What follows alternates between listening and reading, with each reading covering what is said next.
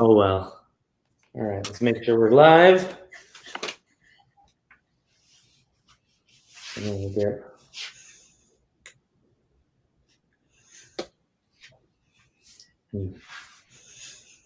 Might take a second.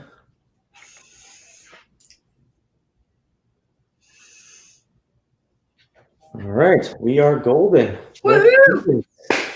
All right, good evening, everyone. I'm Anthony with PourCast, and we have Jessica Leigh Graves here with Derelict Airship Distillery, producer of Violet Crown Spirits. So, Jessica, jump on that. It's me. Hello, everyone out there in TV land. Yes. All right. Take it away. Let's talk about the distillery. Sure. So the Derelict Airship Distillery, we started our permitting process in 2015. So if you see the little neck label on our absinthe, you'll see it's like founded 2015. But we actually were in permitting purgatory for 22 months. So we sold our first bottle in May of 2017. We started our journey with the Emerald absinthe. It's a green absinthe, which it's sort of the one that everybody knows, right? And part of why we were like, St. Patrick's Day is a great day to do an absinthe show, even though it's not Irish. But it is green, or at least this is one traditional form of absinthe. The other one that we make is not green. It's a white or a blanche, or the Swiss would call it a blue. And I'll go into more of the details about the differences and stuff after we've sort of done an intro. But yeah, there's our flagship enterprise. The three of us that make the company. It's me and my two partners, Matthew Mancuso and Chris McLaughlin. And they've been friends since they met in the 4th grade back in Tennessee, where Mancuso was originally born in Connecticut, but made it to Tennessee in the 4th grade, and they've been friends ever since. And about 10 years ago, they moved to Austin. And Mancuso, I call them by their last names because there's so many Matts and Chris's in the world. So Mancuso is a chemist and a biologist by trade. He came here to take a job with a research lab at the University of Texas. And after a few sort of contracts where he got beaten out by somebody who was already an employee of the state for the job that he did contract, and then couldn't get the permanent position, and a couple of other little frustrations like that in his biochem career, decided that he would, and he did his internship when he was in graduate school at Tennessee Tech. He went to Switzerland and tasted absinthe there. And about the time that absinthe came back on the American market in 2007, there wasn't a whole lot available, and so he tasted what he could get here, and was like, that's not like what I had back in Switzerland. And since he's a chemist and a biologist and did a lot of separations, which is what distilling is, he thought perhaps he could use his skills for writing his own crummy paychecks. And so he started the process of developing a recipe and came up with these two prior to me meeting either of them.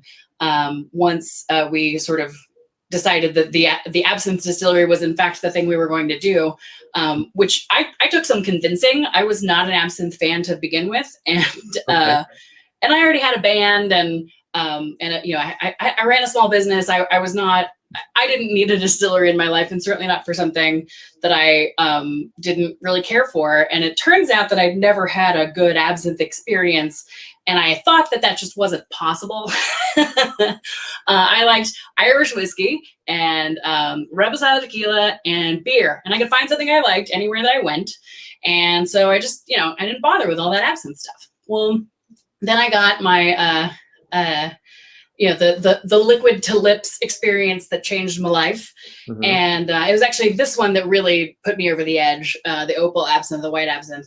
But I after tasting them both, I was like, oh, so hating licorice doesn't mean that you have to hate absinthe. And like absinthe can be actually really like, oh, what you make is really good. Holy crap.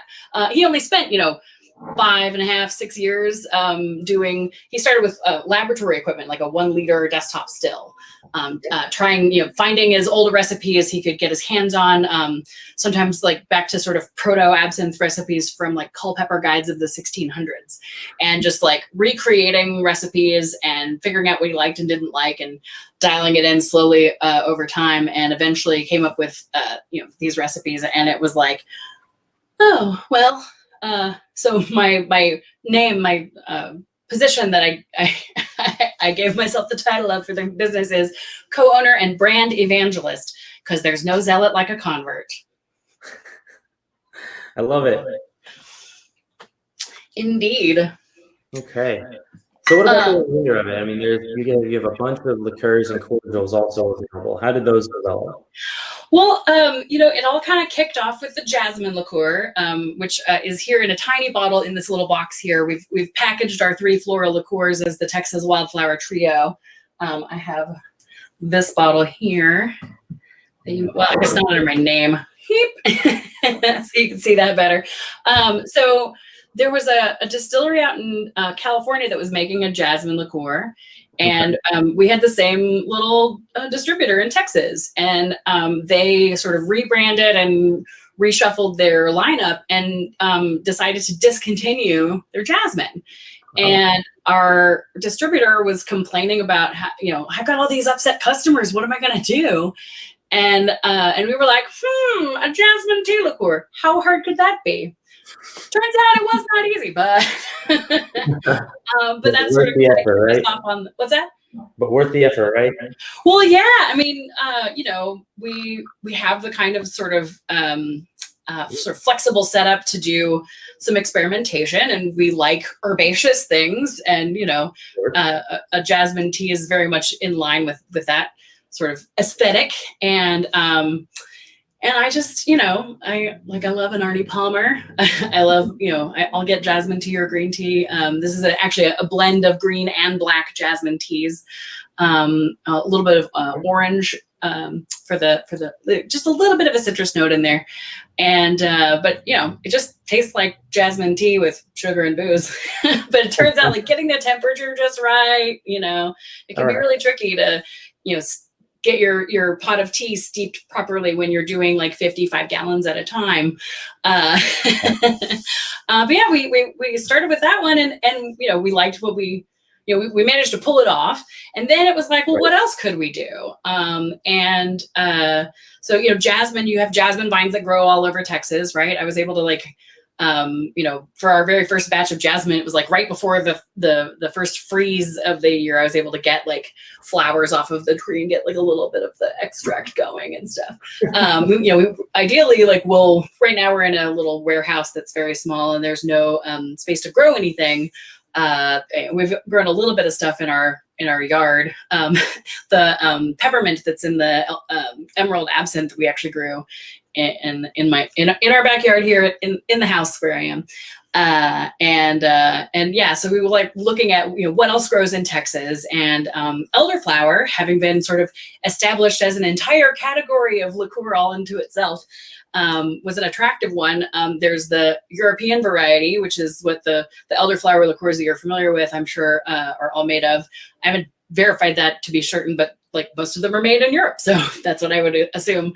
There's an American variety that's native to North America and grows wild. One of my farmer friends was like, there's a wild patch out by the river, like out near San Marcos. It's a whole heist to like requiring the use of a canoe and weird sort of like, do we really have permission to be here kind of things? But it grows wild in Texas.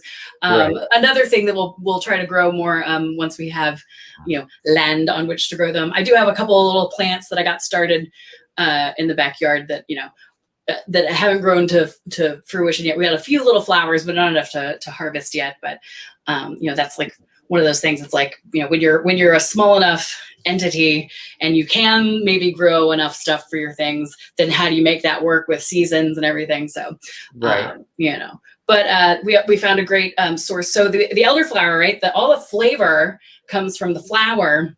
Yeah. And like all that juicy. It's actually very like those strawberry candies that are like wrapped up like they're like the German candy company that has like the little wrapper that looks like a strawberry.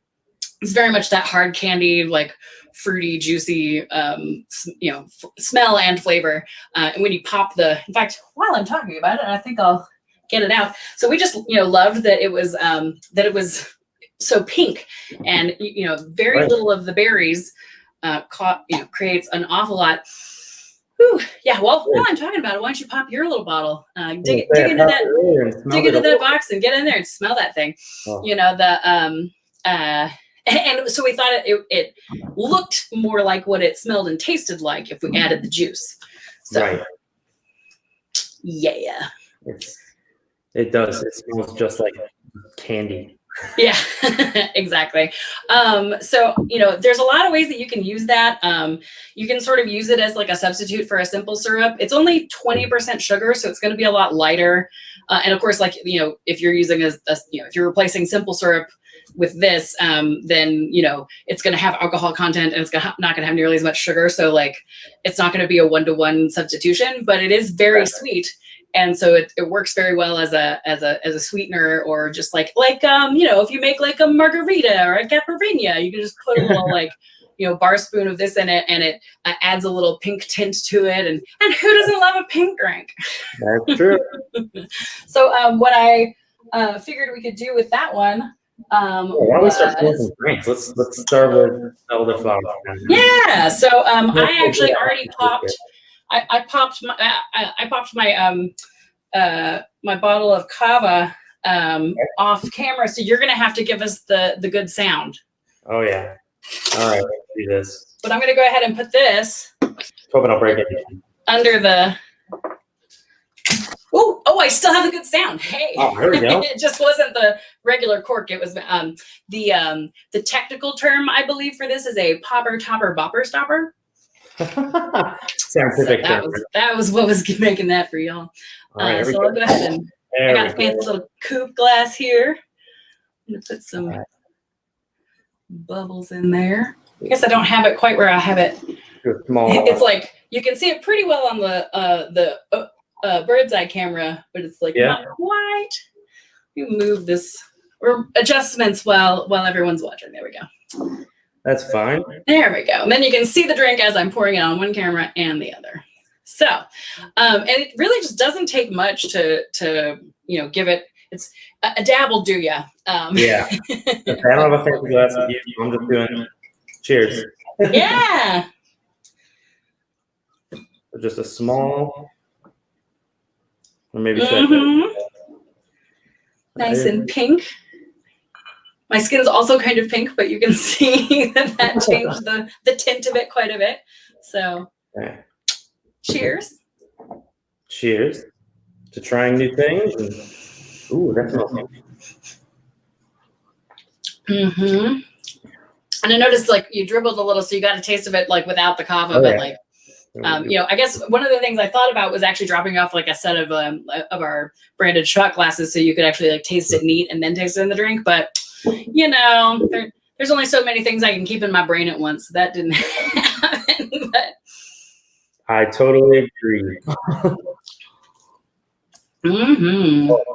That's a nice variation on that would make an awesome, mimosa in the morning. Just a nice varietal to a mimosa. Yeah, there's a place in, I'm going to pink that up a little bit more even. There's a place a bit more myself in New Orleans that the Marigny Brasserie, and this is their I guess it's just like an elderflower mimosa. Like they just do an elderflower and champagne as part of. And they basically are brunch all the time because of New Orleans. But so yeah, oh yeah, even more berry. But yeah, I usually go for like a brut. Something that's good and dry with this because of how sweet the stuff is. But I guess if you have a sweet tooth, you could go for a sweeter like champagne or Prosecco. Yeah, I could see it complementing it very well. And we tend to, with our liqueurs, we tend to go a little more on the dry as far as sugar goes side, because you can always add more, but you can't take it out. That's true. So we try to make sure that people can opt into the sweetness. It's filling, right? You can't proof back up. You can only proof down. Exactly. Don't go too far. Yeah. Okay. So what else can you do with the elderflower before we jump to anything else? So, sure. This may sound a little strange, but for folks who like to make cold brewed coffee, one of the best cocktail riffs I don't even know what it's a riff on. It's just like this amazing cocktail thing that a woman named Savannah Gates, who's out of Amarillo, concocted.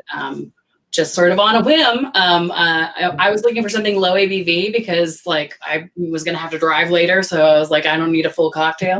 So she just did, so the elderflower was the only alcoholic thing in the drink. And she used cold brewed coffee and she spritzed the glass with rose water and she shook it with an egg white. So it had a nice foamy head on it and garnished it with rose petals. It was extraordinary. And you wouldn't necessarily think cold brewed coffee and this elderflower, but my God, did it work? As somebody who takes lavender syrup lavender syrup in his cold brew, I could say that probably is a great combination. Oh, I just had my first lavender. It was a lavender latte from I want to say it's Creature Coffee or Critter Coffee or something. Anyway, so I had never heard of a lavender latte, and I tried that, and I was like, "This is amazing." Very, very much up my alley. So there's a bunch of different, like I was saying about substitutions, right? It doesn't like completely substitute like the creme de violette in an aviation. And it doesn't make that aviation color. It's more like the pink sunset, like you get at the Violet Crown, the pinkish and purplish hue that you get at sunset that we call the Violet Crown. But it's called a variation because it's a variation on an aviation. But our website has a whole list of cocktail combinations for all of our spirits. But that's one of my favorites is the one with the cold brew coffee. It was pretty extraordinary. Is that one on the website? I didn't see one, but I'm gonna have to. It's called, I think, Morning Aurora. I love it. All right, that's next. That's gonna be on the list after this live stream for sure. Right on. And the name of this one, the elderflower and the cava, was the Bloomin' Bubbles. Yeah. Which is, I'm a fan. I have 2 thumbs up on that one. Thanks. I really love an easy thing, right? Like, for sure. I mean, I appreciate, a very well-constructed cocktail that requires, shaking and special syrups and things like that. That's certainly right up my alley. But most of the time when I'm at home, like, I don't want to do anything more complicated than a 1-in-1. So, like, we basically wanted all of our products to be able to, like, stand on their own and play well with others. And so, it suits me. And sometimes you can just, put a little soda water on it, right? It doesn't have to be, adding other alcoholic elements. You can just put a little, just enough to sort of flavor your Topo Chico or your, I guess the single bottle that I grabbed was the HEB brand mineral water. Yeah. Cool. Okay. So we hit the elderflower. Yeah. Where are we going from there? What are we doing next? Let's check out that jasmine, right? Sure. So you've got gin and dry vermouth, and actually, I got the vermouth. I'll be right back. You can do just like a gin and dry vermouth and soda if you want to like low ABV it. But the gin is so interesting, and gin and jasmine actually go really well together. And of course, I didn't manage to get the specs up in front of me, but I believe it's like an ounce and a half gin, and then it's like 2-to-1, right? So 3/4 jasmine, Okay. and then like I think it's like 2-1, and then like a half an ounce of vermouth, something like that. Yeah, that sounds about right. I don't know. I can make that up. All right. So we're just gonna pour and stir. Um, Probably the easiest way to do it. or is it a shaken? Oh no, the jasmine was a shaken one. I knew I needed to pull this up in front of my face before we did this, but did I do that? No. Of course not. That would have made way too much sense. Okay. All right. All right. So I need to shake this with some ice. So I'm going to get some ice. There you go. All right. Cool. Yes.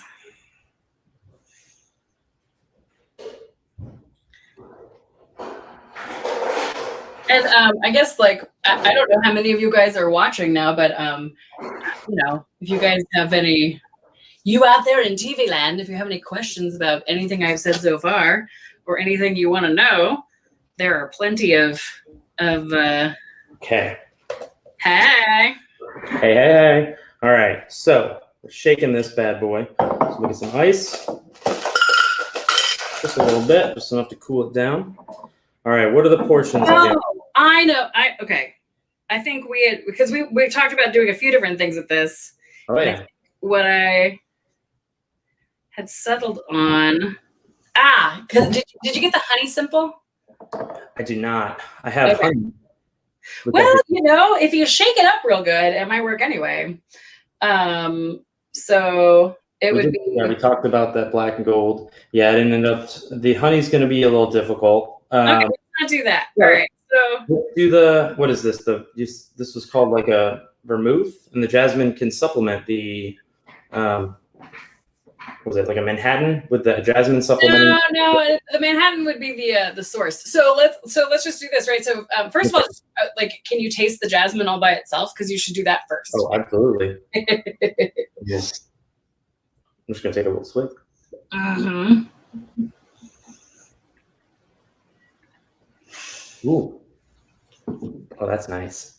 Right. So actually, I think probably what you want to do is just do that. Like an ounce of that and 2 ounces of your gin for like a full size cocktail, right? Right. So we'll cut that down. On the rocks, and then with a splash of soda. That would be my recommendation there. It's actually a really good formula, right? And anytime you're trying out like a new spirit or a new thing with your spirit, is just try them like 2 parts your base spirit and 1 part your like new thing. And then, I always like a little bit, like you can just, shake that up and you'll get a pretty decent amount of dilution from your shake. Or you can put a little splash of soda on it. Cause like not everybody has shaker tins at home. So like, give it a good stir and then put a little splash of your soda water on top. But yeah, that's my sort of go-to, like, let's try this out. Either we're doing the jasmine liqueur. Let's do like 1 shot, or I'm gonna do half an ounce, and then 1 ounce of the gin. Sounds great. Little soda water on top, you said? Yeah, I think that's a great way to check it out. Because the gin, especially depending on what gin you're using, sometimes you don't even want to like add anything else to it because there's so much, complexity and all those green tea and black tea notes and stuff. It might get a little crowded in there. Well, the gin I've got is, I don't know if you've ever heard of High Rum. Sure have. James Davidson over there, and I actually did an episode with him recently. We sat down and we kicked it for a while. It was he's a fun guy. But I have his gin right here. The gin, I love the name, the DJINN. Great gin, and I imagine mixing it with your jasmine liqueur will be just beautiful. So I'm going to do that now. And you said a little bit of what is it? Tonic water? No. No, the just the soda water. Just a little splash of soda, give it a little dilution, a little effervescence. Give her a little bit of effervescence. I should maybe a little more. There we go. This is going to be yummy. There we go. And you made one as well? I actually didn't, but that's just because I didn't grab my gin either. So. Gotcha. Okay. But I'll cheers you anyway. Love it. Ooh, not bad.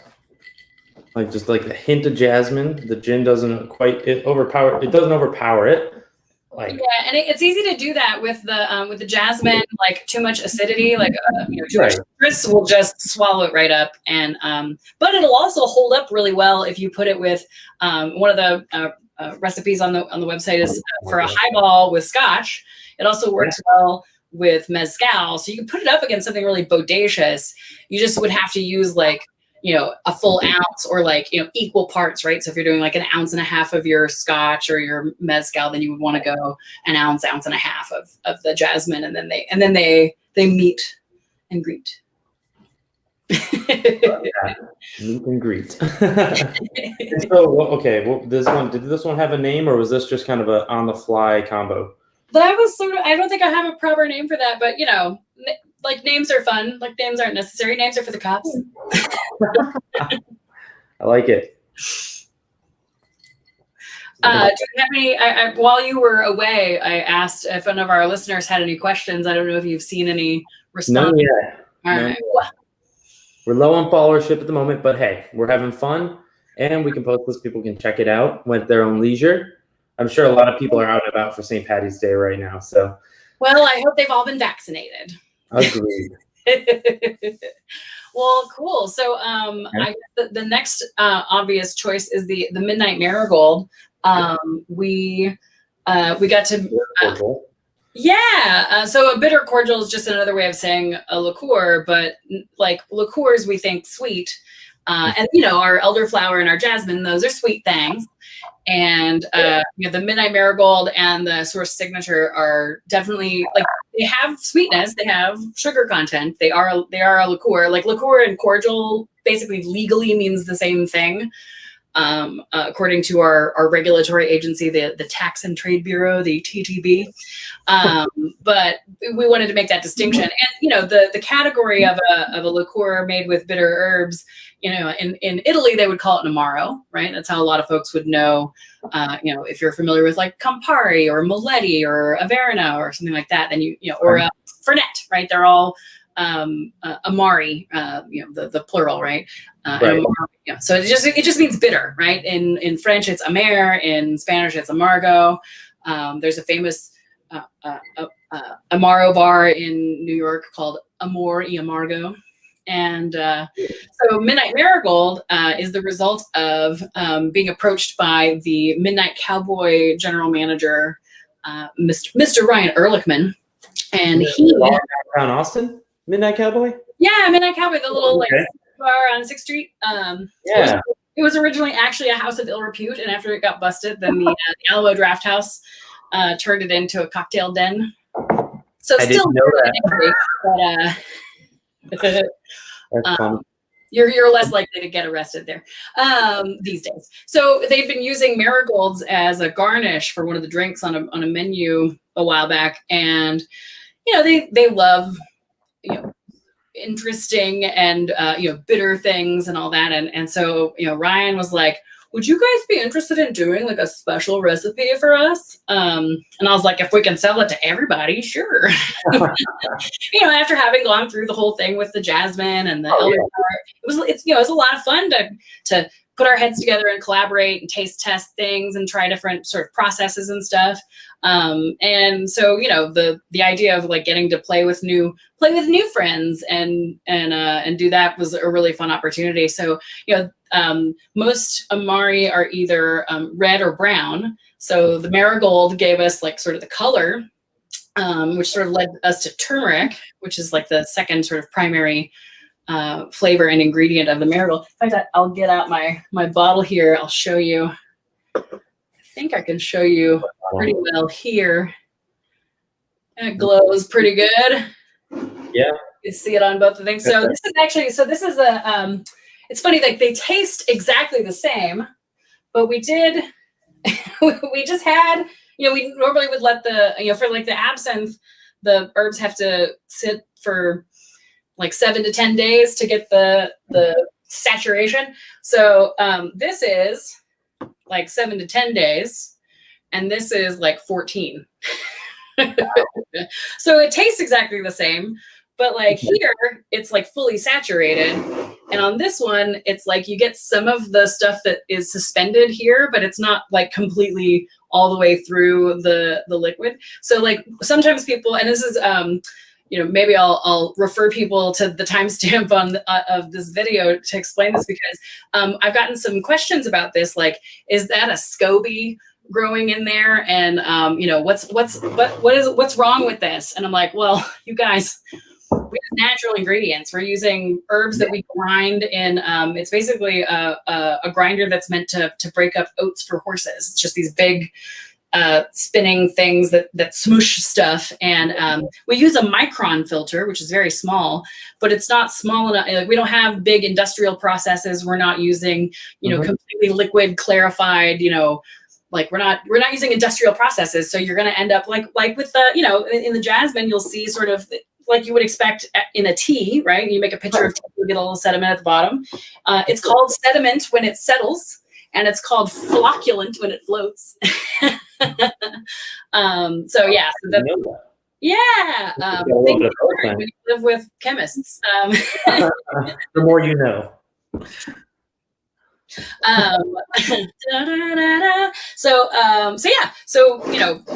Like if you end up getting one of the bottles from one of our earlier batches, which is possible, right? Like, things sometimes sit on shelves for long enough that you might do that. So don't be afraid if you're seeing like little floaty bits.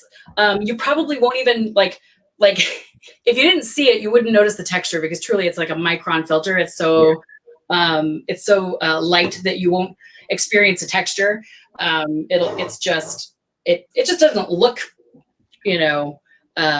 pristine like you would expect. I mean, we had a similar issue with our elderflower. We have a little bit of lemon juice in here, and the very first batch we made, we used just a regular lemon juice, and we opted to go for the clarified lemon juice because we had so many complaints about the sort of chalky lemon sediment that came out of that. It's like, all right, guys, well, clarified lemon juice is something that we're like willing to do as a company. Like that, we can deal with that.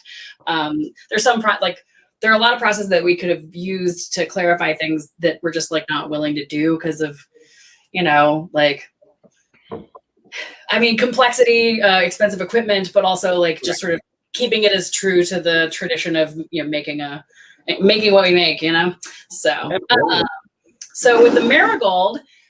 There's again with the old world, right? Like we like to do new world interpretations of old world spirits. So absolutely. So with the marigold, one of the easiest ways to enjoy it, other than just by itself, right? The amaro is your aperitif, so like before your dinner, or your digestif for your after dinner. When your body gets bitter herbs in it, it goes, wait a minute, is this poison? This could be poison. And then it kicks everything into gear so that it can either push it right back out or run it through real fast. So in small amounts, it's just going to actually just kick off your salivary glands and sort of get your rumbly and your tumbly going. There's a phrase for like drinking a spirit. I want to say it's Italian or Greek.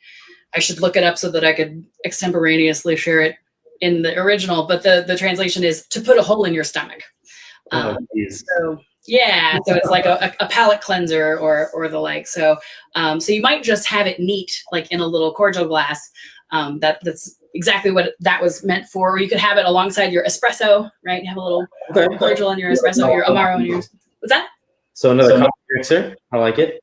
Yep. But my favorite thing, so it used to be that we didn't have refrigeration, and beer was kegged up in wooden casks. And so like by the time it ended up in your glass in the pub, it might have a little stank on it, and not the kind that we like. And so I like, usually what I'll do is I'll actually just crack my can and get about 3 sips in. But I wanted to sort of show everybody the whole thing in the clear glass where you can see all the things.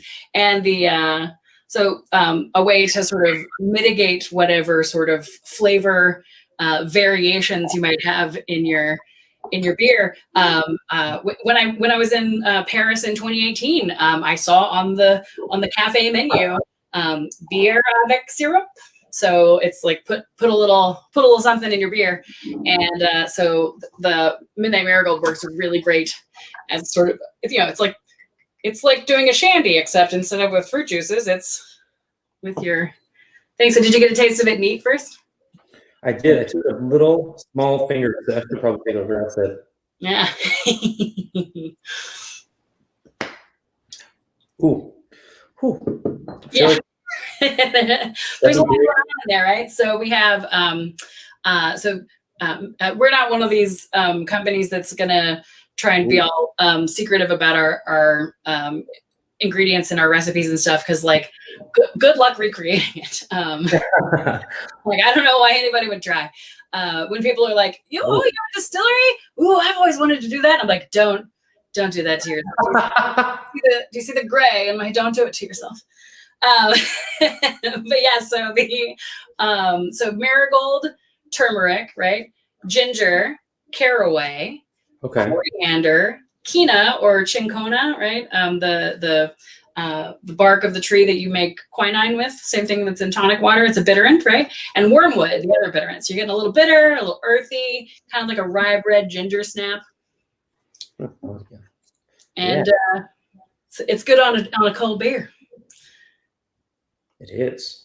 I feel like with the bittering of it, it would do really well. Just a few dabs of it in like an old fashioned as well, or a Manhattan. Yeah, it's great that you mentioned that, because the same thing is true of like the jasmine, and any sort of like down and stirred whiskey or brandy, and with the marigold, it works great with agave spirits as well. So you can play around, depending on, what your sort of preferences are. If you like an aged rum or a white rum, or, an añejo tequila or a reposado or a blanco or whatever, like you might try different, like just a little bar spoon of something, like a cocktail that you already like, or whatever. So it's fun to play. It's a really interesting, I would have never guessed just to put it on a beer. That's so cool. Yeah. Simple lager, just add a little bit more robust flavor to it. Yeah, it's really super fancy. Also, so one of my dear friends, bartender in New Orleans, famous for being at the Belle Epoque, opening the Belle Epoque, the big absinthe bar there. Yeah. And her shift drink is Laura Bellucci, in case she's anybody's wondering. So Laura, I hung out with her after a shift one night, and what she ordered was a Stiegl Radler and a shot of gin, and she got a cup of ice. So she, on her cup of ice, she put the gin in and top it off with her Stiegl Radler. And I was like, don't fill it up too high. And then we put the marigold on top, and that grapefruit, bitter beer thing with the kick of gin. And so it was, and on a hot, sweltering summer New Orleans night, it was like you could just keep pouring the Stiegl Radler, because like the little cup with the ice, you just keep pouring it in.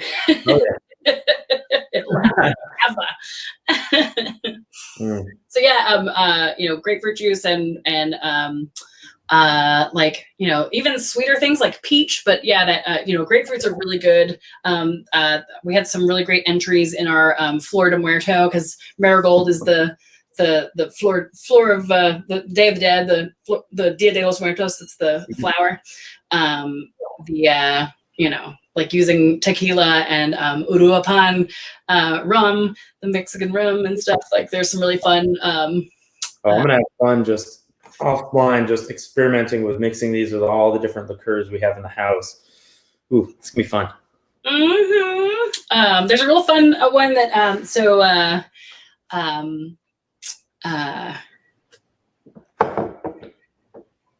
oh gosh, I'm gonna blank on her name. I'm surely come back to me, but this wonderful bartender from Nancy's Hustle in Houston she's a big Twin Peaks fan, and so her cocktail that she concocted with the jasmine is the Laura Palmer, and she used a little bit of Moletti with the jasmine. That was a fun.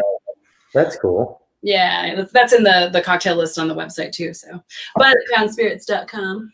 Yeah. And that's a great afternoon refresher, and it's it's again using just like a little bit of the this is our these two the Amari the bitter cordials are the highest proof of the liqueurs at was it 35%, 25% alcohol, right? So these are 20. So if you're adding an ounce of that to your beer, you're maybe like taking it up, like, you might get to like 6% alcohol or something. It's like not a biggie. And that's another thing that I like to do is, especially with absinthe, right? It's easy to get kind of way up there in your ABV, and it's nice to be able to just sort of like have some low ABV options, especially like as we start to, get our vaccinations and hang out with, or even just hang out outside with our friends. We haven't caught up with them in a while, and we're probably going to want to sit on the patio for a pretty long time. So being able to have a few and not lose it is it's a very big goal of mine. Or not forget as you keep talking. Okay, so we had the marigold, but we also have the sourced signature bitter. This is the one where I want you to stir it up, right? So so the thing that we sort of modeled this on the idea of is our buddy who was he was at the helm of like the Texas operations for Sourced Craft Cocktails, which is sort of like a liquid catering company. And they do some very large events and stuff, but they also do like, private small things and corporate events and stuff like that. And so they just sort of have like their menu of stuff. And he was like, man, wouldn't it be great if we could do a spicy Manhattan? And so, so where like, Marigold is sort of more in the world of like a Campari Aperol kind of thing. So this would be like more like a red, and I already have a bottle there, just sitting right there. Of a red Amaro. The source is sort of more like a brown Amaro. It's a very traditional Italian set of herbs. It's let's see if I can remember them all. It's like naming the seven dwarves, right? So we have rosemary, gentian, basil, mint, bitter orange, cacao. So that's sort of like a pretty traditional. That's like it's basically a Verna. More or less, right? It's like a very traditional Italian. Every little village in Italy has their particular set of stuff that it's their thing, but a pretty good standard set of Italian herbs, right? But then we wanted to do like a Texas, twist on it. So it also has ancho chilies for a good like chili base in there that really mixes well with the cacao and the bitter orange. And then, ancho chilies can be spicy sometimes, but they're not like consistently spicy. And we like spicy things. So we just basically took a capsaicin concentrate that we could like reliably measure the Scoville units. So there's like a teaspoon in like a 50-gallon or a 50 case. A very large amount of alcohol, liqueur. Gets a very tiny little boop and is it's spicy enough that like if you have to ask how spicy it is, you probably shouldn't taste it. That's a fair point. Like that's why when I was a teenager before I moved off to college, I was working at the Central Market down south, and I did like food demos, right? And every now and again, they would put me on the like salsa table, and I would have to have all the salsas out. And people would stop at the little tasting table and be like, "How spicy is this?" And I'm like, "You're already asking me." Spicy. I'm disappointed. I did not present that way for the foodie folk of Central Market, but like that's where I learned. I was like, man, if you have to ask, then mild is too much for you. That's sort of like a bing, we know that one. So with a Manhattan, right, you would be using a sweet vermouth, and this has enough sweetness to it that I don't know, it's not quite the same drink. I wouldn't really call it a Manhattan, but if you sub that out for the sweet vermouth, it works really well. So you get like like a couple ounces of like a rye or whatever kind of whiskey you like to drink in your Manhattan, and then use that instead of your sweet vermouth and give it a good stir. Right. So, okay, I'm going to do, I don't know if you tried Treaty Oak, the Waterloo. I've got a shout out to them as well. Try their bourbon. Because Yeah. we got to go bourbon. I mean, I'm probably going to do an Irish version too with some Sexton because that's one of my favorites. But all right, so remind me, let's see. I'm trying to think. I don't do Manhattans as much as I do old fashioned. So I need a refresher on the finer points of what goes in. Let's see, what are the portions? Do you recall? So I want to say it's like an ounce sweet vermouth and then 2 ounces of. I think that's. But the Manhattan is sort of one of those things where it's like. Well, I say that. It's 2-1, isn't it? I believe, yeah. I am totally right on. Liquor.com. I confirm. There you go. 2 ounces of bourbon or rye, 1 ounce sweet vermouth, a couple of dashes of Ango, and a dash of orange. But honestly, with the orange and all the complexity of this thing, like, it's not necessary. Like, you could add Ango. I thought a Manhattan had both vermouths, so I've got a dry vermouth. Should I kind of no, just a sweet vermouth. But I don't know. I suppose you try that, but it's not traditional. So 2 ounces bourbon, 1 ounce sweet vermouth, right? And remember how I was saying that 2 and 1 is a good ratio? There's a reason. It's been figured out people much smarter and older than me. Bitters. I'll be right back. This one I actually went and grabbed. I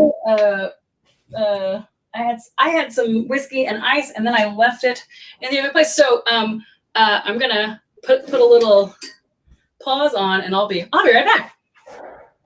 I'm gonna go get my thing. I'm making this one too.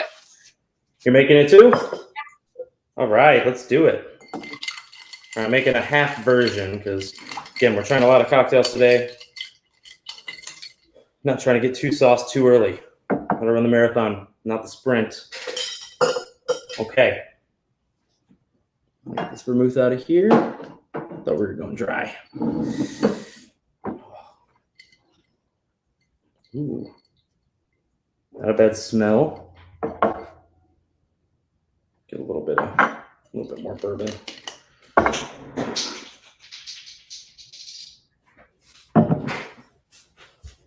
All right.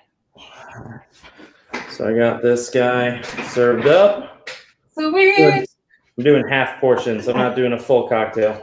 I think that's very wise of you. This would be a very early evening if that was the case. I'm all about the marathon, not the sprint. Oh, it smells delightful. It's a lot of fun. I don't smell any of the bourbon. all bitter or all cordial. Well, it does fill up your nose quite a bit, right? So I've got myself here a little fancy cube, and I'm pretty good at eyeballing at this point. So I'm gonna eyeball my. So what I have here is the Estonian whiskey. He has a bourbon, but this is just his primary product. He does a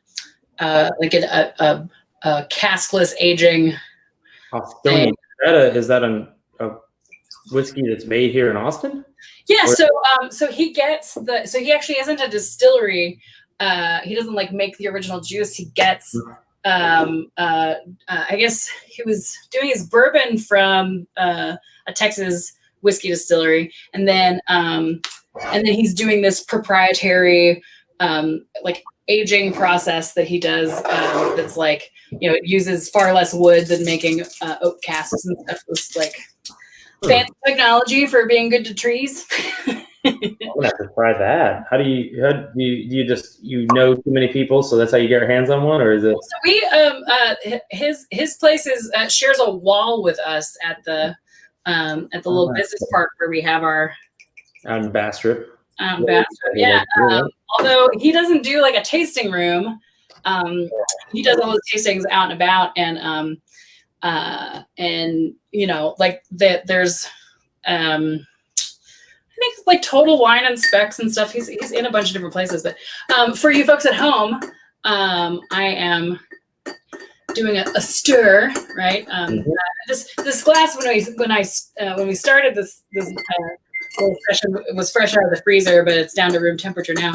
I usually get a nice frosty glass and a big old cube of ice, and then I don't know if anybody's ever done a stir. Like, not everybody has a fancy spoon, but like spoons are so fun. I'm not doing it with this cocktail, obviously, but I learned from Souther Teague of Amore Amaro, Amore Amargo in the Amaro bar in New York, that this spiral, right, is like if you're doing a drink that's like packed with ice and you want to put soda and you don't want it to just like float on top and like not mix, you put your spoon all the way down to the bottom and you pour your soda down this and it'll force it down to the bottom and have it mix. Really?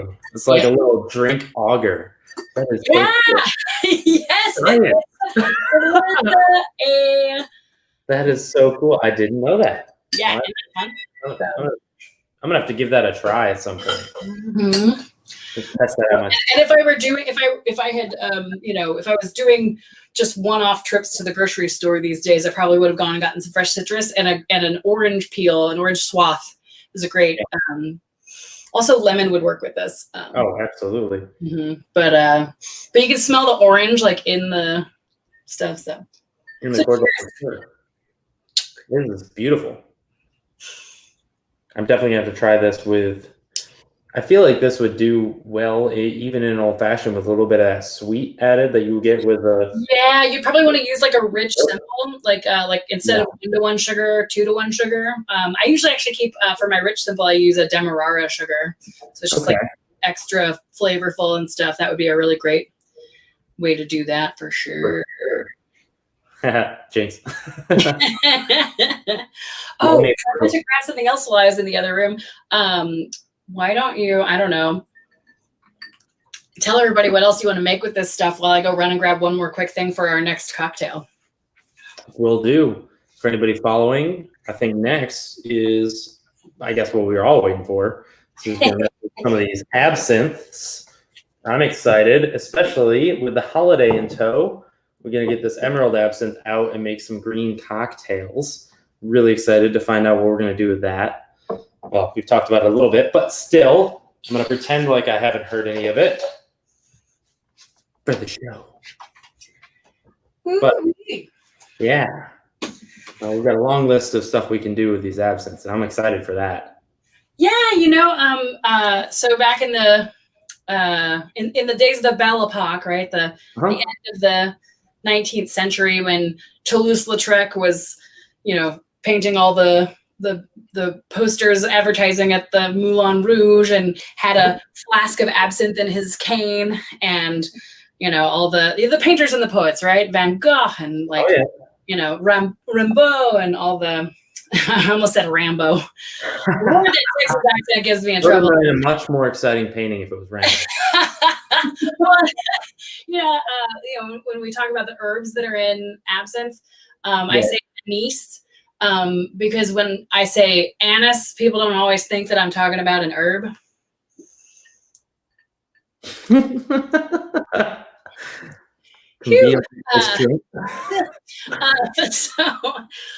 So with our absinthe, right? Our sweet booze babies, our reason for distilling in the first place. I suppose we'll start with like the traditional one, and I've had it off camera now. I'll get to do the big reveal. My Absinthe Tower, which you may have seen out at a fancy bar somewhere, maybe. Look at that. Okay. These things. Now, you don't have to have one of these because they're kind of. I have to have it now. I want it. Well, we do sell these at the distillery. You can get fancy ones like this, and some that, like this is like a $300 piece or something like that. They're all of them different designs and heights and numbers of spouts have different prices on them or whatever. But there's also the ones that are like all glass that are a little less spendy and a little narrower, like a little easier to fit on the shelf. But the whole idea is that absinthe in its in the bottle is very high proof. It's made with a lot of herbs. Right. So, we've already tasted a lot of super herbaceous things, and none of these are nearly as herbaceous as the absinthe is. 55 and 70%. Yeah, those are pretty high proof. Yeah, well, it's intended to be diluted, right? So it originally was medicinal tincture. All the herbs that are in absinthe are or have been considered medicinal herbs. The Ebers papyrus, which was discovered in like I think either sometime in the 1800s or something.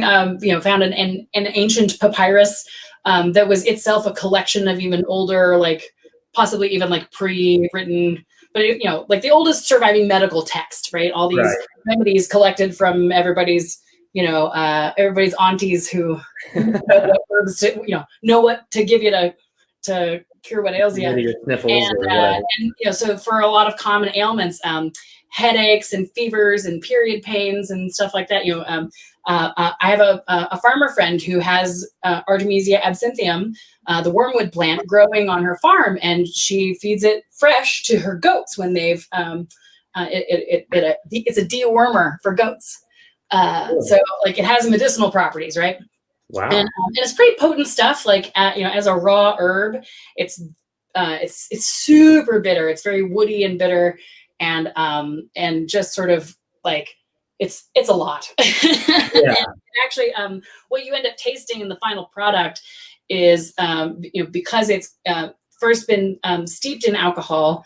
Very high proof alcohol for for us it's around like 10 days or so. And in that process, right, that'll take a clear alcohol. We get 170 proof grape spirit from California, right? Because there's a lot of wine that like doesn't pass muster to like go into the bottle as wine, and then that gets distilled because it's a little less. It makes a little bit less of a difference what exact grape variety and everything it is when you're distilling it to 170 proof, and then that's used for like ports and vermouths. It's for fortified wines, and so we just get that stuff and we use that as our starting point. Eventually, we would like to have a big enough facility that we could get Texas wine. You got a large selection on the other side of Austin to pick from. There's a lot of wineries, and actually the original plan back when he thought it was going to be all like elbow grease and just like full time, nothing but the distillery. He was like, well, I guess I can get the pumice, right, like the garbage of the wine process, and do like a grappa base to ferment the as I like to joke, the stems and seeds, the skins and stems of the wine process. And that's how you make grappa. He's Italian, Mancuso, so grappa was a very obvious thing to him. Anyway, turns out we don't even have a mop drain in the floor at our distillery, so it's a little less it's a little less workable to do that. Yeah. So we instead, it's a lot easier to get a 55-gallon drum of this 100, this high proof grape spirit. Basically, 170 proof is like still proof, right? As it comes, and then we start with that, and we put a 55-gallon drum in a container, a stainless steel container with a couple of, well, it's more than a couple, some very large tea bags. And there's about 60 pounds of herbs in that first 55-gallon round. And so I'm just getting the smudges off of my glasses. We have big muslin bags that you use? Or, yep. That's well, they're not really muslin. They're like a synthetic material that has a smaller gap.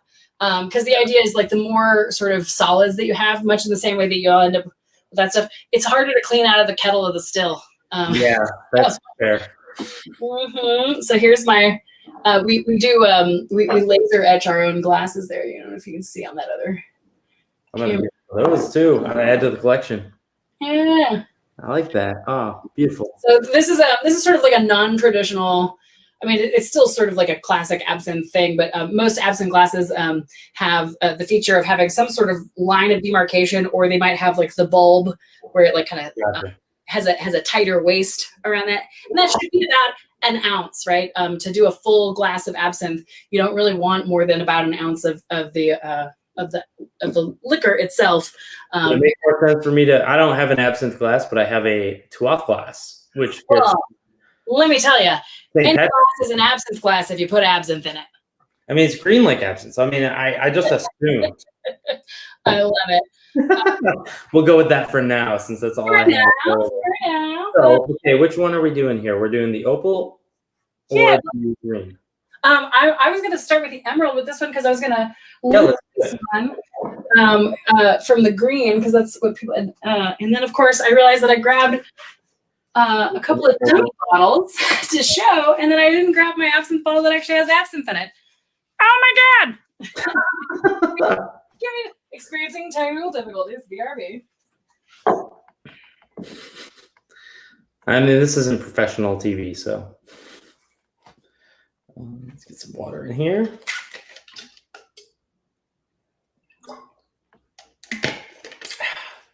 Okay. Luckily, there's no shortage of it around here, so.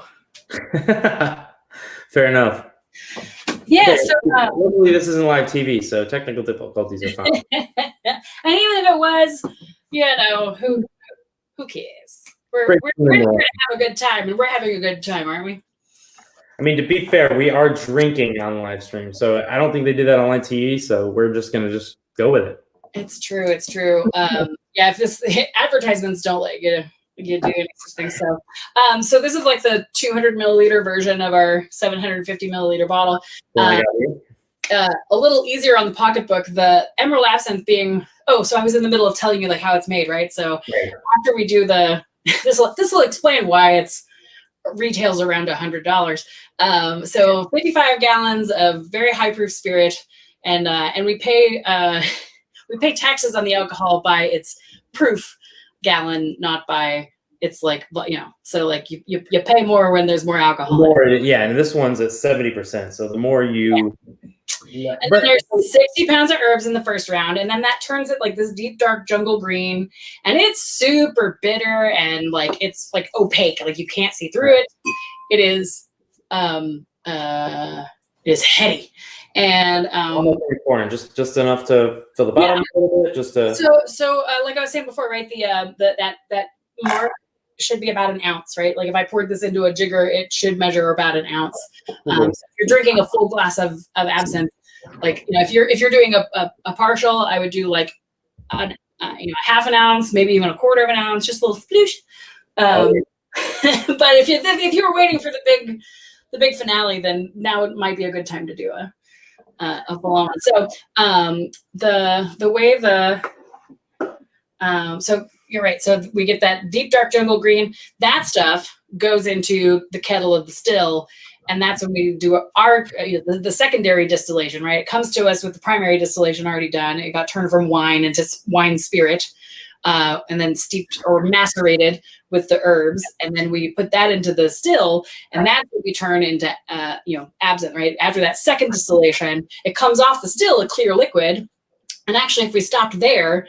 With those 9 herbs and spices and proofed it at 55%, it would be the opal. But the emerald gets a second round of herbs. So it goes back into the tank with big tea bags, and there's another like 20 pounds. So a total of 80 pounds of herbs for every 55 gallons of alcohol, which is a lot. Yeah. And the reason that it's clear in this glass is because it's high proof alcohol. If we brought it down to a typical proof, like you get your whiskey or your vodka at around 80 proof or 40%, it would separate like salad dressing. Wow. Yeah. So that's what's happening when you add water. So I'm doing that with this, fancy schmancy thing here, right? I'm going to move is it regular water, distilled water, or mineral water? What are we doing here? I mean, I just got, good old, like I have a filtered it's like tap water that I feel like what kind of water is like if you're sensitive to harder or softer water, great, but it's not that complicated. I will frequently dilute mine with fizzy water because I like bubbles. I'm gonna go fizzy water. I want to try a little bit of. Sure. While you're doing that, I'm going to show you. So the cloudiness, right? Part of why I think it got not mystified and not mysticized, but the lore of the absinthe and the green fairy, I think, kind of comes from this. Is that my phone trying to tell us that we're doing things? that it's, this transformation that happens in the glass. And, back in like 1850 something, when this was really starting to be a big deal, people didn't get the same kind of science education that they do today. So you might not know that magic is science. I like to say that science is magic. But yeah, so once you start adding, and the colder the water, the better, and the slower you add it, the better. But honestly, if I just dumped the right amount of water into here and just let it sit for a while, maybe agitate it a little bit, it would turn cloudy. But you can see, right, on the camera, right, it's starting to get cloudy. And like you can see that there's like if I pause here, and like I could even bring that camera in a little closer and show, like it's there's like a band of clear, and then it's cloudy below. Oh, see that's that? cool. Right? So if I let it keep going, so it takes about 2 parts water to 1 part absinthe for it to get completely cloudy, and that's basically like when it gets like opened up, right? Like if you give it I don't because it's 70% in the bottle, I don't generally recommend that people just take a swig. It's very hot, as we say, at 70%, 140 proof. It is intended to be diluted, and when it's holding all those herb oils in solution in high proof alcohol, and then you get this emulsion once it releases those, and that's you'll get also all of the smell and the taste. It opens up quite a bit, like putting a little splash of water in your scotch or whatever. It like opens a whole lot of things up. Opens the aromatics, open up the flavors, gives you a little bit more of a true sense for the alcohol. Well, and for absinthe, it's like it's required. It doesn't taste like it's supposed to until it is completely looshed. And actually, I'll loosh mine quite a bit more than just like right now. There's still just like a little. I'm kind of tempted to bring this camera over a little closer because I can't. Well, I wonder if I can get it on this one. If I angle it, will it work? Will it work? Snap. Technical difficulties. Well, I'm just giving it a try. Look at that. I don't know if you can see, like there's like that band at the top where it's still clear. Yeah. Anyway, hard to see with the see it in the green glass. the glare on the. But now that it's closer, you can kind of see it a little better, I think. Hey. Anyway. Oh yeah, I can see that a little more. Right. So we'll get it till it's all the way cloudy, and then it's prepared to taste, right? Like once it's fully, and they say looshed, Louche. I might have jumped the gun a little bit. I don't know if mine is, but it looks all the way cloudy. But yeah, this is all harder to see. But that's good to know. So I'll usually actually do mine, like this is maybe 2 parts water to 1 part absinthe, or maybe like, about 2 parts. I'll usually fill mine up to like here. Some people only just enough water so that it's completely loose. Some people like, 3 parts or 5 parts, but I'm more like 7 or 8, and usually like ice and fizzy water and stuff because I like all those things. But like fizzy water or water with a splash of absinthe at that point. But like if you, I guess, like if you just do a splash of absinthe, you'll want to do it into something fizzy like champagne. That would be Ooh, I might try the cava in a bit with some of the absinthe. That's nice. Oh yeah, that would be so Ernest Hemingway, a famous absinthe drinker, he had a cocktail recipe that's now known as Death in the Afternoon, or I guess it was then also the book that was in had 2 different names, but one of them was So Red the Nose. And so his recipe called for 1 part absinthe, a jigger of absinthe. So that would have been like 2 ounces, right, of absinthe in a champagne glass, topped off with champagne, and have 3 to 5 of them. And that is Death in the Afternoon. Now, the recipe that I have on our website, I call Afternoon Delight because it's like 1/4 ounce of absinthe, just a little boop, enough to like really get like all of the flavor and that cloudiness into your bubbles and whatnot. Like it's still just as enjoyable a drink, but you can not die. So it's a little Death in the Afternoon. The difference between delight and death. Yeah. Cheers. Cheers. Oh, I love the smell. I'm a huge fan of the licorice. You know what's funny is like there is no licorice root. Like of the 13 herbs and spices that are in our absinthe recipe, and in most absinthe recipes, there's no licorice, but because anise and fennel have that sort of flavor, and it's not as common in the American flavor palette, it sort of all gets lumped in together. That's one of the reasons that I was sort of able to fall in love with absinthe, where I still don't care for licorice candies and whatnot. Like it just doesn't appeal to me. But this has a whole other, like, once you start sort of distinguishing those flavors, then they aren't really the same thing, although they are quite similar. It's true, they are quite similar, but. Right. Well, I grew up in an Italian household. We always had anisette or actually, after going to Greece as much younger, we had ouzo. Yeah. Now, so the interesting thing about those is those are made with star anise, and most absinthes, like from France and Switzerland, is a sweet anise or a aniseed. So it's like a plant, that looks more like an herb rather than those seed pods that look like a star. So, although this recipe actually has both of them in it. Wow. Okay. Little bit of that old world traditional and a little bit of that, continental feel.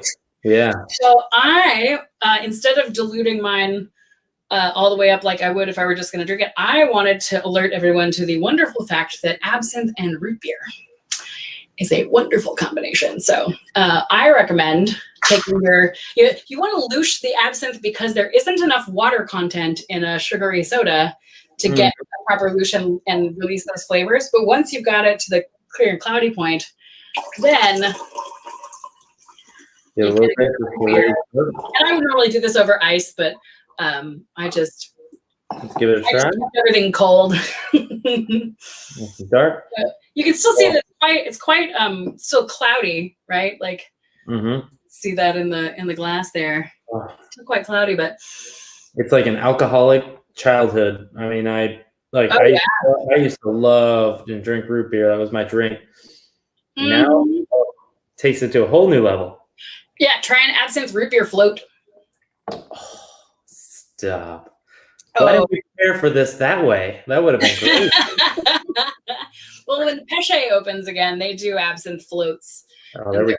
Wonderful. Yeah. And there's a lot of tropical flavors that you can do with absinthe. You can do like pineapple is a great flavor with absinthe. That's amazing. Yeah. Tropical flavors and absinthe, and again, with absinthe, with most cocktail now, back when it was the most, there was like gin and brandy and absinthe, and that was like the whiskey, the vodka, like that was what was, everywhere, 150 years ago. And back in those days, you might have a lot more drinks that were, absinthe as a primary ingredient. And actually in Jerry Thomas's famous, OG bartender's book, there's like 330 recipes and like over 100 of them have absinthe in them. So like it used to be, everywhere. People are just less familiar because prohibition is terrible for familiarity. and you just put like a little bit of absinthe in, something, and it'll just give it, a dab will do you. You can also put it up against a bodacious flavor like root beer, and it holds up. I might have done too much of a dab on this, but I'm not mad at it. We're not gonna finish this till after the video. You just stick it in the freezer and pull it out with your vanilla ice cream later. There we go. Oof.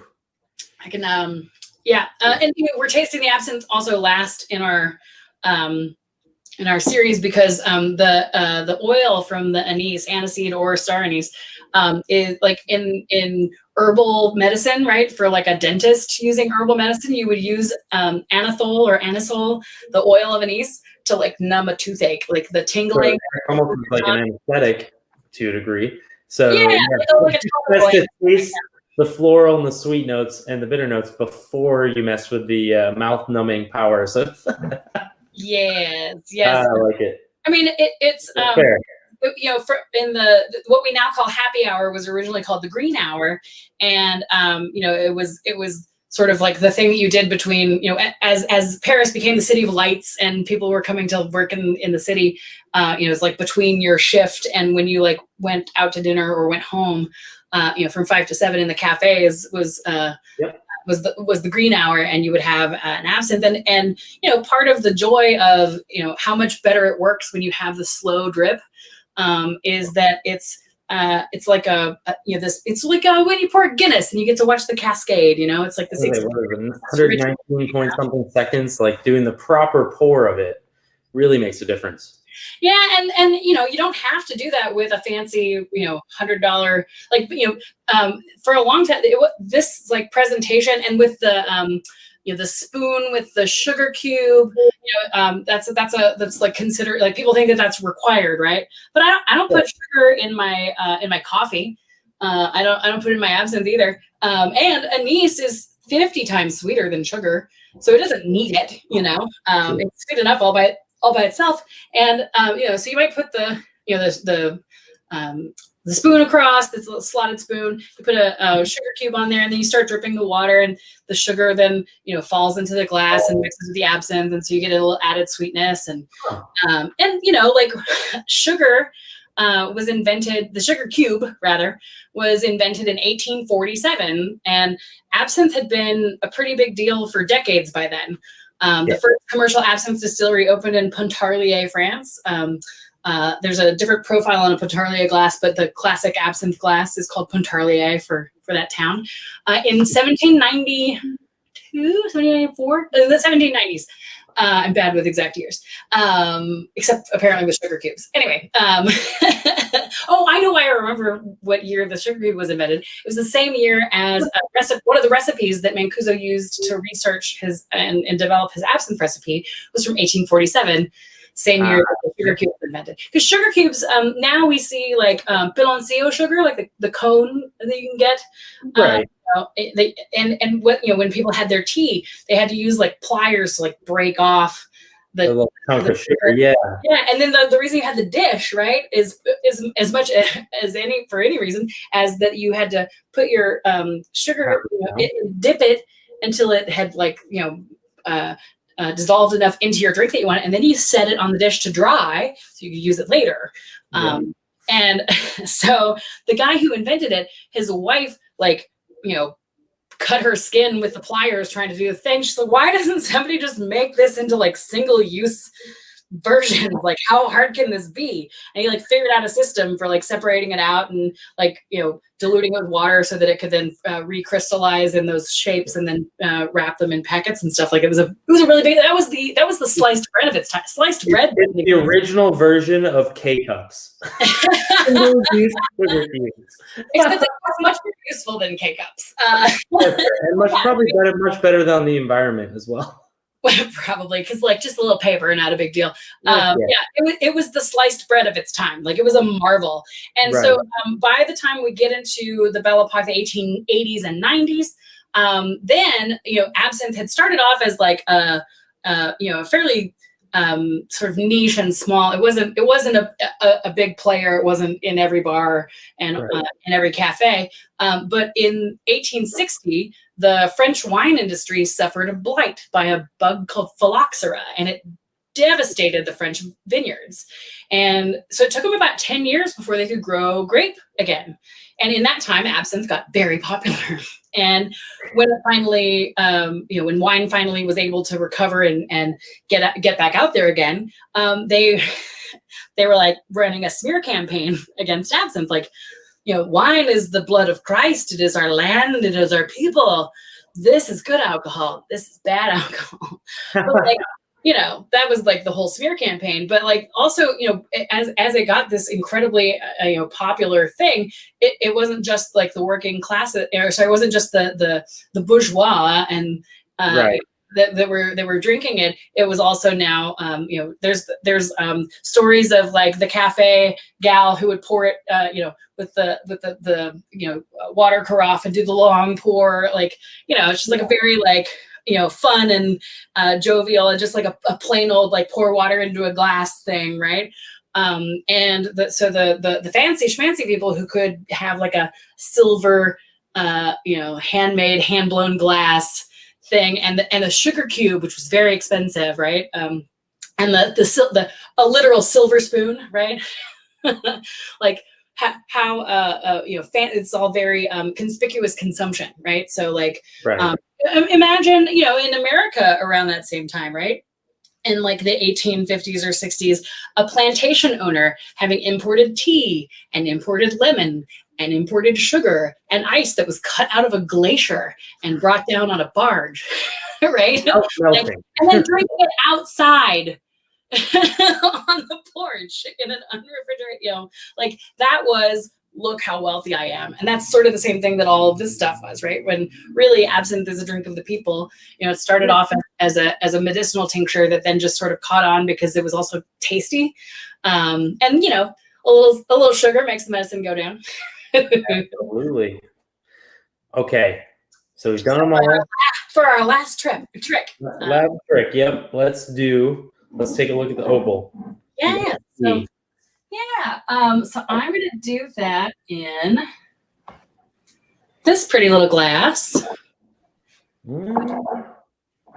Jack, you have much better glasses than I do. I need to step my glass game up. I just have fun. Like I basically my retail therapy is fancy glassware.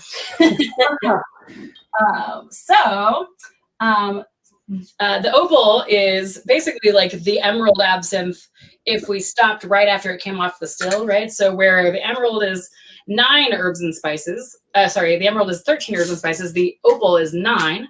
It's a little simpler. It's a little, it doesn't require nearly as much alcohol because a lot lower volume of herb, right? So it's only 55%. So this one's going to retail you more like $65 instead of the like $99 that the emerald tends to hit. And I just love, I don't know if you can see with the light in this image here. Aesthetic of it, it's that little window in the front so you can see it. Oh yeah, you can see. So here's the pattern on the back, right? And then here's the on the front, but like the light behind it. Anyway, it's so pretty. I'm so proud of it. And this is truly like, this is the absinthe that like made me go, oh, I didn't know it could be this good. And the emerald, it's got like the peppermint and like there's a bit more sort of complexity. And this has got like some sort of like a worn leather glove, like a baseball glove leather, like some baby powder kind of stuff. Like there's some real like simple, like it's so good. So that's a lot of fun. And again, clear out of the glass. But instead, I guess if I'm really gonna do it right, I'm gonna do a little of the cold water to dilute it. So I'll go ahead and do that while we have it on camera. So we're gonna do a little bit of I'm gonna do some carbonated water, some mineral water. Well, what are you doing? The carbonated thing. So I'm lushing it, right? Because you need the lush. Okay. But we're gonna add our tonic water to this one. Oh, okay. I'm gonna have to open up a whole different bottle for this. All right. All right. So now I've got it properly lushed, right? So you see that it went. No, wait. There's still a clear band there. I'm gonna keep it going until it's full there. Look at that. Nice. And there's a little bit of clear. You're right. And you can see like there's some opaque. There's one poem in particular where like the refrain is, and he drank opaline. And you can see why, if you kind of look closely at the sort of iridescence of like there's sort of bluish tints and purplish tints and greenish tints, to the oils as they escape. But wow. Yeah, you can see why they called it opaline, right?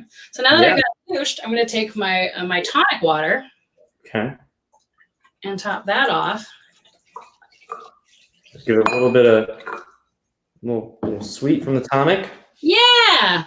I mean, I of course forgot to taste the opal before I put the tonic water in, but I'm sure you'll get a chance to do all the things. But yeah, I've got enough that I can do it offline. But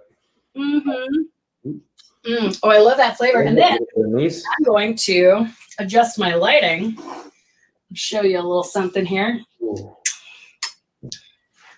Oh yeah. Whoo, look at that fluorescence. Okay. So tonic water has quinine in it. Actually the Midnight Marigold also has quinine. And you can see that also has the quina, right? Okay. So that also glows a bit. I love the bottom. But yeah, so the really, really neat.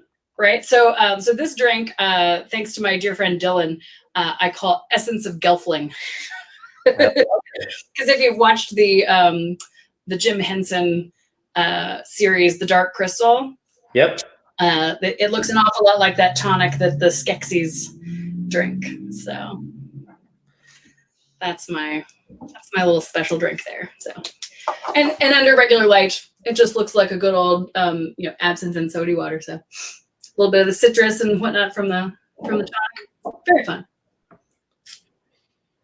Truly envelops that absinthe spirit of the fluorescence and the opaque color, and yeah. Oh, you get heavy, any smell on it. Just beautiful. Very distinct. I want to put some green food coloring on it. Oh, that'll That's what the emerald's for. I kind of want to like mix the two absinthes and give it like that a little bit of green color and texture to it, but I don't know. That might be risky. I mean, just be careful about your total volume. I encourage people to play. Oh, that's good. I'm not gonna lie. I've definitely been pushed very much out of my comfort zone with what you guys have to offer. And I'm happy about it. Very, very good spirits. Well, thank you so much. I'm pretty happy. These are our little booze babies. Okay. I love it. They're out there in the world, and for people who for like you have like, oh, I've never tried anything like this before. I'm not sure if I'm gonna like it. That's one of the reasons that we wanted to do this little the Texas Wildflower Trio, so you can try a few different things. So it's got the 2 sweet things and one of the bitters.